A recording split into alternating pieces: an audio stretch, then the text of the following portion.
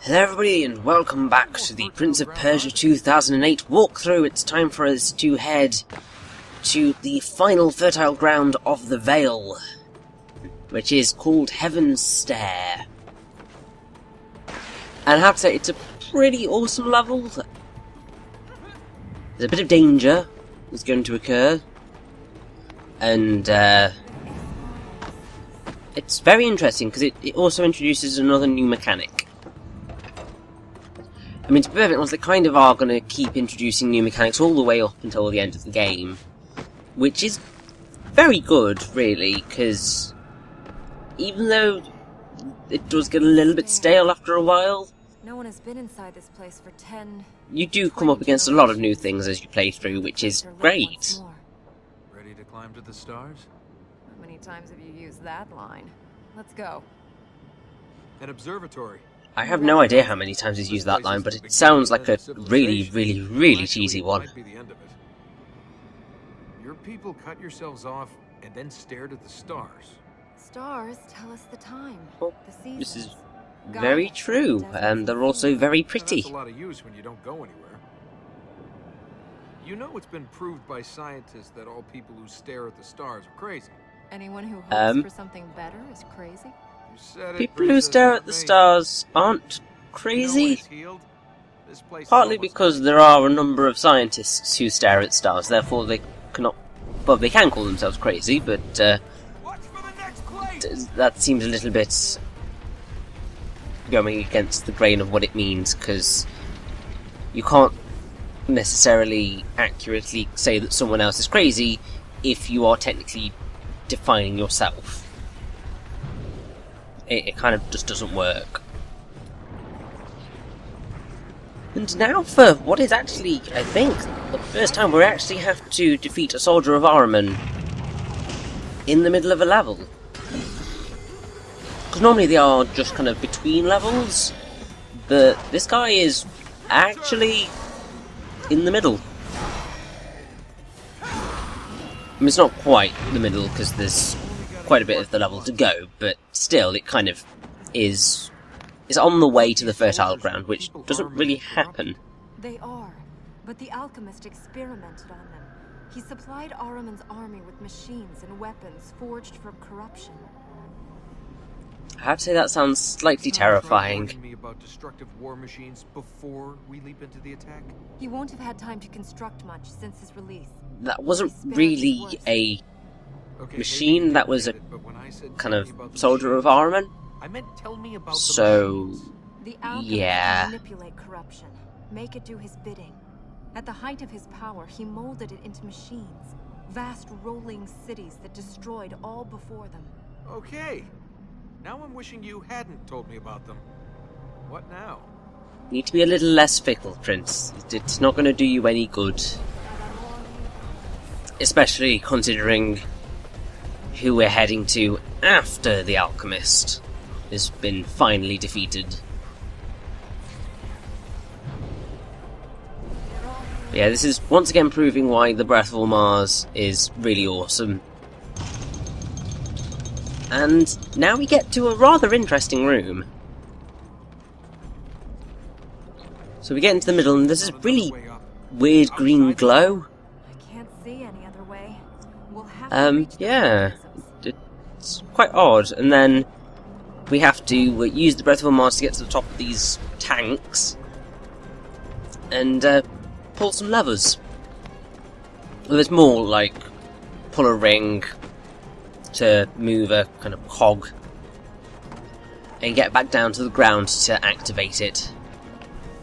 And we need to do this 4 times whilst there is this corrupted air flying out. corrupted air. If you breathe it, It'll be the last breathing you do. Well, if the only way is up, Um, let's go up. we have to go back reach down. the power plates. After Yeah. we've gone over there to activate this first mechanism. Let's just make it fast. I don't want to end up with a lung full of corruption. Now, the way that the corrupted air works is that the longer you're in it, the more affected by corruption you get. And essentially, the screen kind of will gradually grow more black and white and darker, and then I think after a certain amount of time, Elika will rescue you and put you back at the last safe area. But whilst it's happening, it's very tense.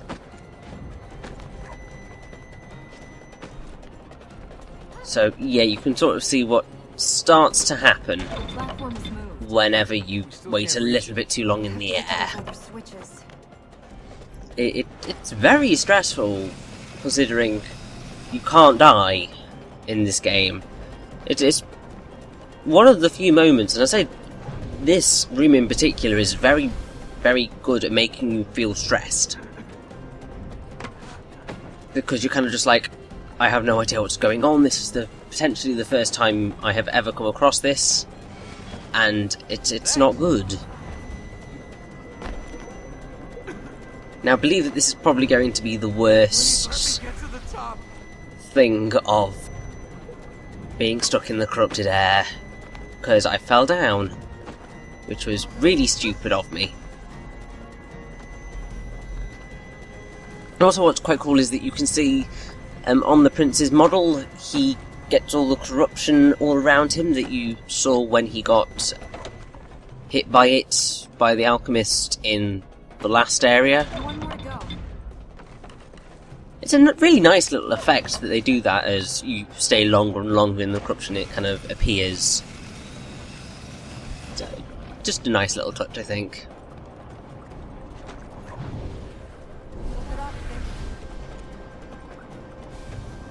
Now it is time for the final thing to pull.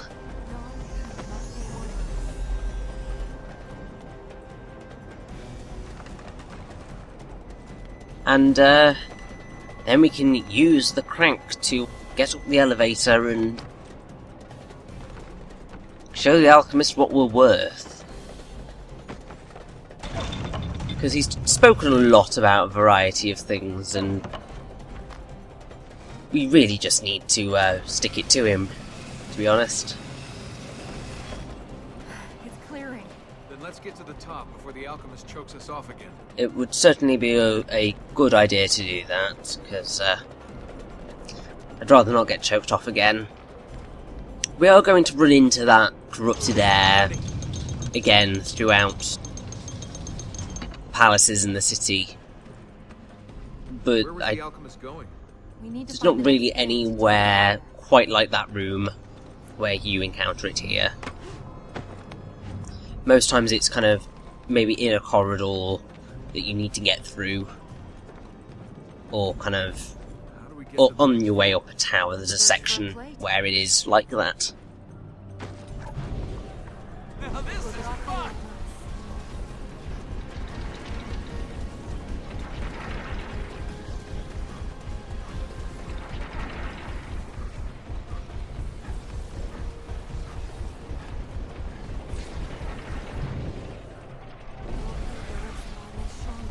And so, we have reached the fertile ground, which is one of the highest areas in the game, really. Yeah, that happens a lot. Make things easier. Conform to my low expectations and give up. Yeah, dude, not gonna happen. We are going to absolutely trounce you, because you're really not that hard when you haven't got corruption sitting around you preventing us from hitting you. Now you can back the corrupted up to things. Also, you can knock them off. Like that. Which is pretty awesome. But you can back them up to these pillars and smash them through them generally, which damages them quite a lot, which is pretty awesome. Pull that switch and get out of here. And we can see the black gate for the Alchemist sitting there. Obviously we are going to go all the way around the area before we come back, but that's where it is. Sitting quite ominously, to be honest. It's much nicer now. Nothing's trying to kill us. Yet. There is the stuff through the Black Gates, which is definitely going to try and kill us. Every step we take, there's always one more. And so the present becomes the past. Our actions now build the foundations for what comes next. Depressing, isn't it? The second Black Gate is opened. Well, I didn't think we'd last this long. Might as well walk into some more danger.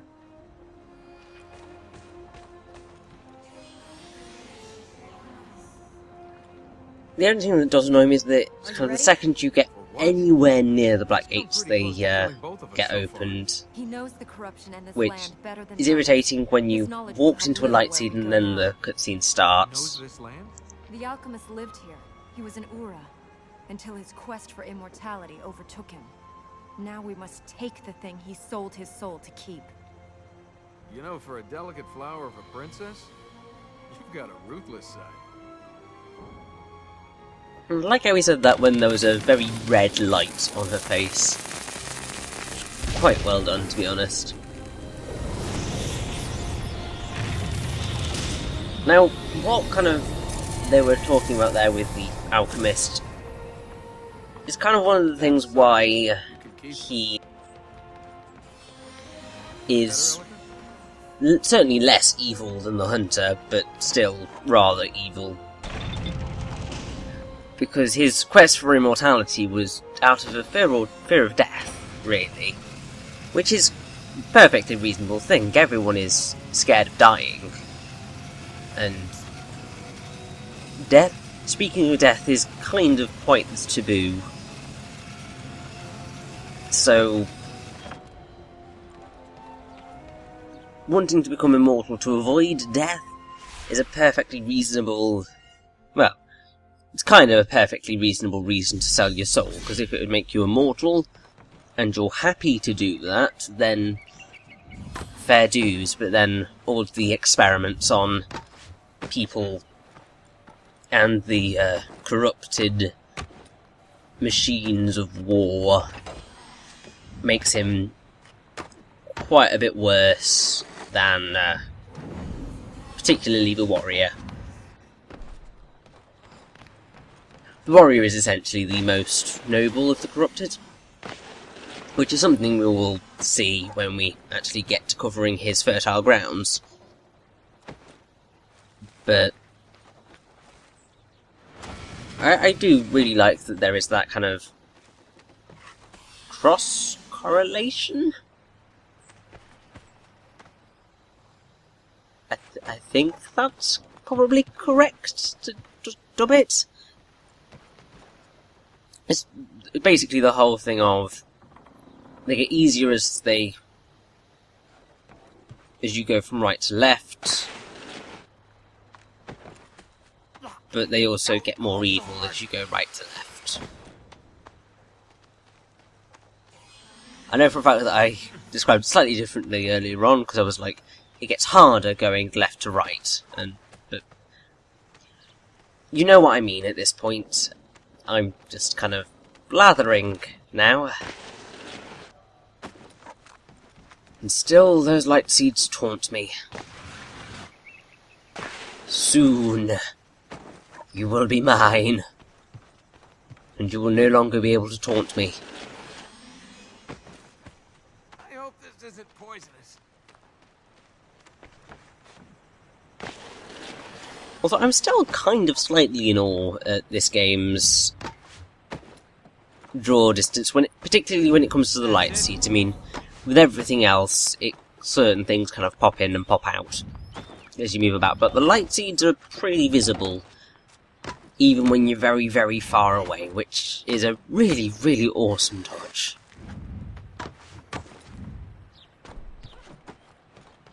And I have seen games with much worse draw distance that came out later than this game, so I can't really blame them.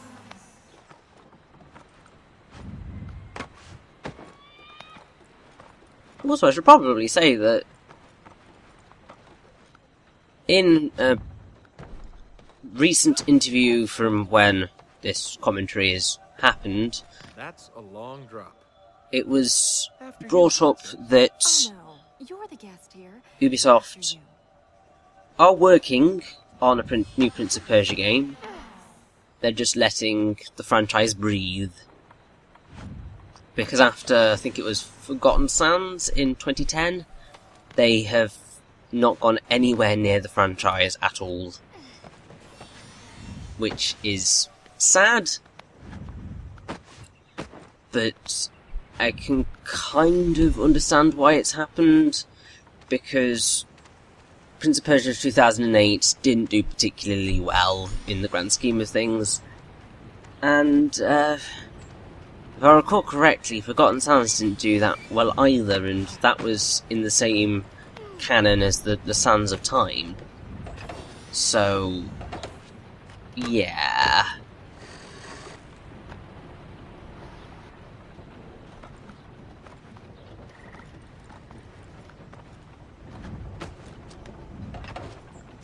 Hopefully, kind of, when Prince of Persia does return eventually in the future, it will be awesome, because it is kind of one of the kind of pioneering 3D action platformers in the kind of whole free-running E-type gameplay. Because if you look at kind of any type of game after, like, Sands of Time came out, they all had this kind of same free-running parkour-esque style of gameplay. And things have only kind of grown from there and gotten more parkour-y to the point where we got things like Mirror's Edge. And even games that had never used to have this style of gameplay ended up having this style of platforming gameplay. Case in point being Tomb Raider. Although, certainly to a lesser extent than other games. There's only one way down.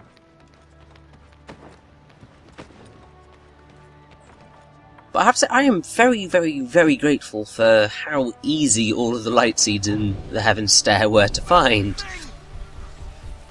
Because I was expecting there to be some horrible ones, but actually they're all pretty much on the path, and even the ones that aren't on the path you can just spot in the distance. Either when you're on your way back, or just on the way in general. I mean, say the worst two are probably these ones beneath the two stairs. But even they're not that bad, because if you see one on one side you think, well, I might as well check the other, and true enough, they're completely symmetrical. And the same is true for the light seeds that are hidden just up these tanks, because there is one at the bottom of each of the ridges that we had to drop down from whilst this room was covered in the corrupted air.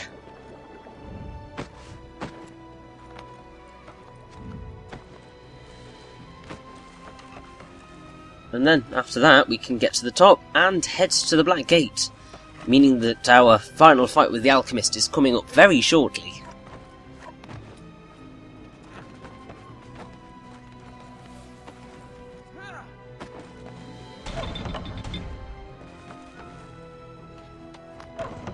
And also, if you are paying close attention to our light seed count,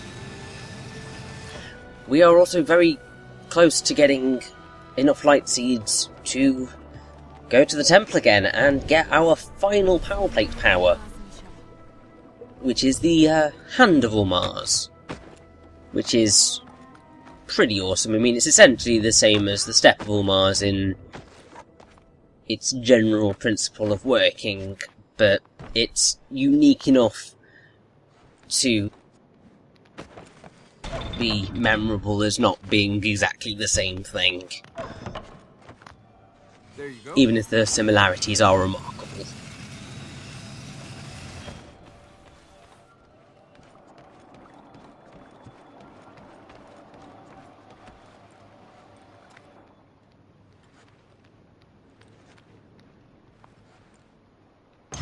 Now, I believe that we aren't going to be able to get all of the light seeds in this room, because they do require the Hand of All Mars, and I am indeed correct.